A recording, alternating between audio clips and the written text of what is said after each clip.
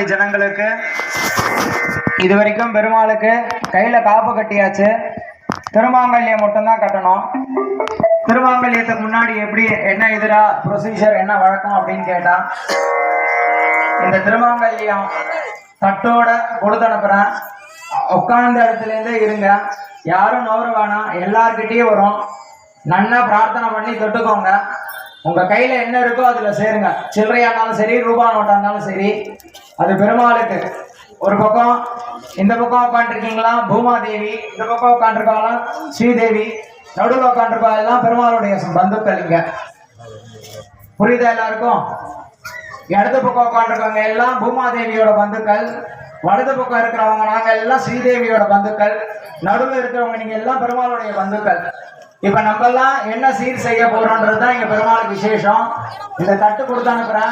உங்க கையில என்ன இருக்கோ, இல்லைன்னா கூட ஒன்றும் இது இல்லை, வருத்தம் இல்லை. பெருமாள் மனசார நினைச்சு நன்னா எல்லா ஜனங்களும் நன்னா இருக்கணும், குடும்பம் நன்னா இருக்கணும், விருத்தியாகணும், நல்லா பிரார்த்தனை பண்ணிக்கோங்க. கல்யாணம் ஆகாதவங்களுக்கு சீக்கிரமா கல்யாணம் ஆகும், குழந்தை இல்லாதவங்களுக்கும் நல்லபடியா குழந்தை இதாகும். கல்யாணோற்சவத்தோடைய ஒரு என்ன விசேஷம் அப்படின்னா, வீட்டுல நம்ம நிறைய ஒரு சுப நிகழ்ச்சி பண்ணணும் அப்படின்னு நினைச்சிட்டு இருப்போம். அது தடங்களாவே போயிட்டு இருக்கோம். அதெல்லாம் என்ன அப்படின்னா, ஏதாவது பித்ரு சாபம், ஒரு ஜோசியர் கிட்ட போனீங்கன்னா, ஜாதகம் எடுத்துட்டு போனீங்கன்னா, உங்களுக்கு இந்த தோஷம் இருக்கு அந்த தோஷங்கள்லாம் இருக்குன்னா, இந்த கல்யாணோற்சவம் பண்ணி அந்த இடத்துல இருந்தோம்னா அந்த தோஷங்கள்லாம் நிவர்த்தி ஆகி நம்ம வம்சமும் அபிவிருத்தி ஆகும்.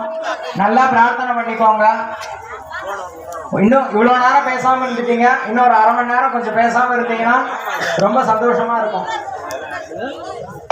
மரியாதைக்குரிய பொதுமக்களே, அவர் தட்டில் உங்க கையில் இருக்கிறத போட சொல்லிருக்காரு. அவர் ஐயர் எடுத்துட்டு போறதுக்கு இல்லது, இங்க பெருமாளுக்கு சேர்த்துருவார். இருக்கிறவங்க போடலாம், இல்லைன்னா பக்கத்துல கேட்டு போகணுங்கிற அவசியம் இல்லை. மனசார பிரார்த்தனை பண்ணிங்க போகணும். நம்ம வெறும் கையோட வந்திருப்போம், நம்மளால போட முடியல, யாரும் வருத்தம்லாம் பட வேண்டாம். அதனால கையில் இருப்பவர்கள் அந்த தட்டில் அந்த திருமாங்கல்யம் தாலியை தொட்டு கடலை ஊற்றிக்கிட்டு நீங்க உங்களால ஈன்றதை நீங்க போடுங்க. என்ன சொன்னார்னா, இந்த பக்கம் இருக்கிற அம்மனுடைய பந்துக்கள்லாம் உறவினர்கள் பந்துக்கள் வந்து சமஸ்கிருதம், உறவுக்காரர்கள் சொந்தக்காரர்கள். இந்த பக்கம் இருக்கிறவங்க போறா இந்த அம்மனுக்கு சொந்தக்காரங்க, இந்த பக்கம் இருக்கிறவங்க போறா இந்த அம்மனுக்கு சொந்தக்காரங்க. நாயனக்காரர் உட்கார்ந்து இருக்காரு நடுவுல, அவருக்கு நேரம் இருக்கிறவங்க